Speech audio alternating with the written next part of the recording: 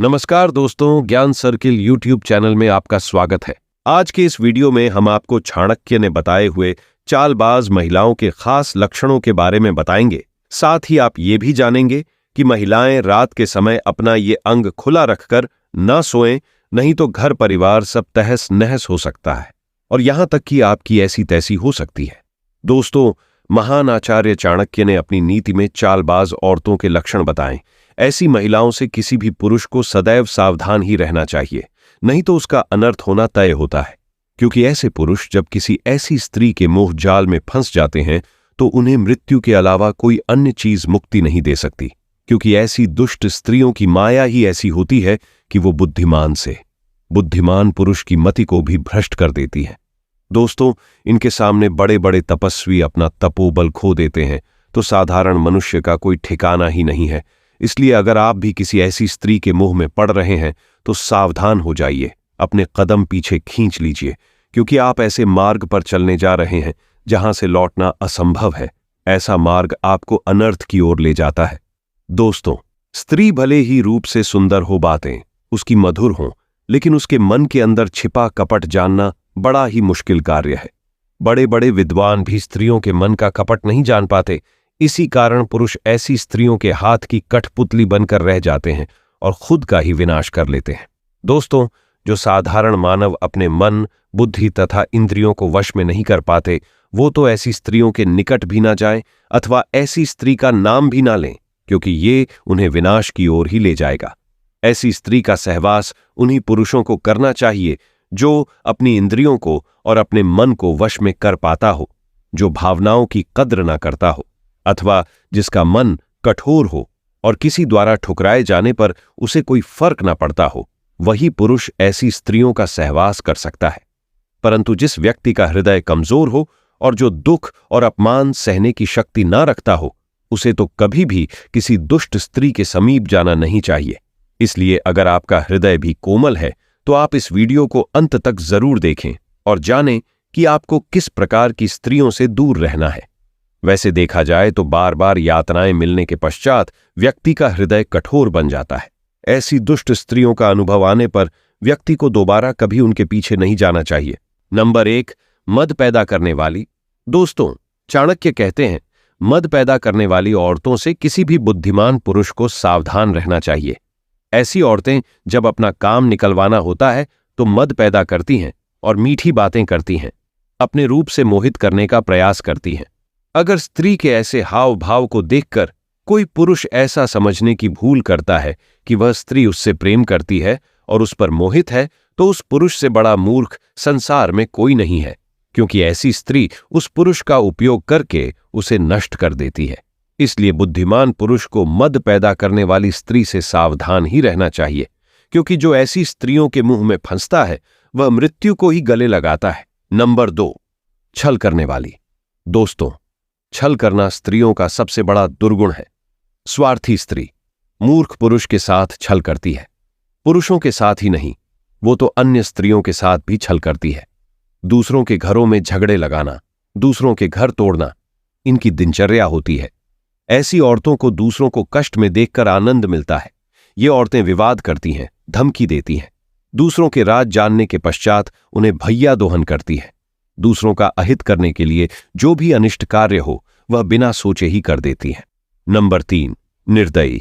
दोस्तों, चाणक्य नीति के अनुसार एक बुद्धिमान मनुष्य को किसी निर्दयी स्त्री से प्रेम करने की भूल कभी नहीं करनी चाहिए।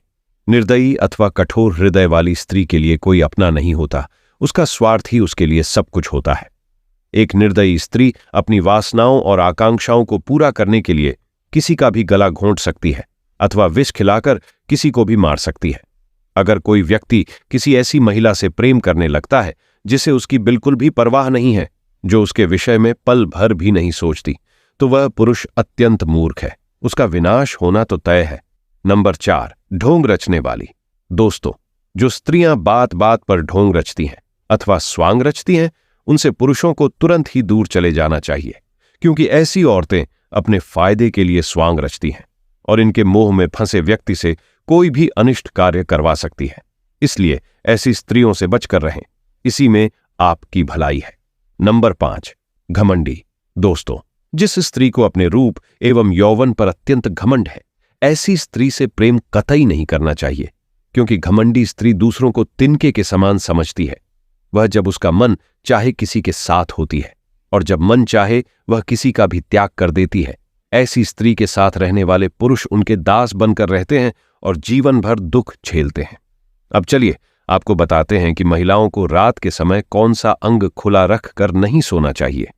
दोस्तों, पुराणों और ग्रंथों में हमारे जीवन से जुड़े कई सारे रहस्य और सत्य उजागर किए जाते हैं। हमें अपने जीवन में कैसे व्यवहार करना चाहिए, कैसे आचार विचार का प्रदान करना चाहिए, हमारे रीति रिवाज, धर्म और इसके अलावा हमारे ईश्वर से जुड़े कई सारे नियम भी एक संतुलित जीवन व्यतीत करने के लिए लागू किए गए हैं। दोस्तों, जिस प्रकार हमारी दिनचर्या में दिन का भोजन और रात का भोजन विपरीत होता है, ठीक उसी तरह हमारी दिनचर्या के काम भी कुछ इसी तरह विभाजन किए गए हैं। शास्त्रों में कुछ ऐसे कार्यों के बारे में बताया गया है जो रात को करना वर्जित माना जाता है। माना जाता है कि इन कामों को करने से आपके जीवन पर बुरा अथवा भयानक परिणाम पड़ सकता है।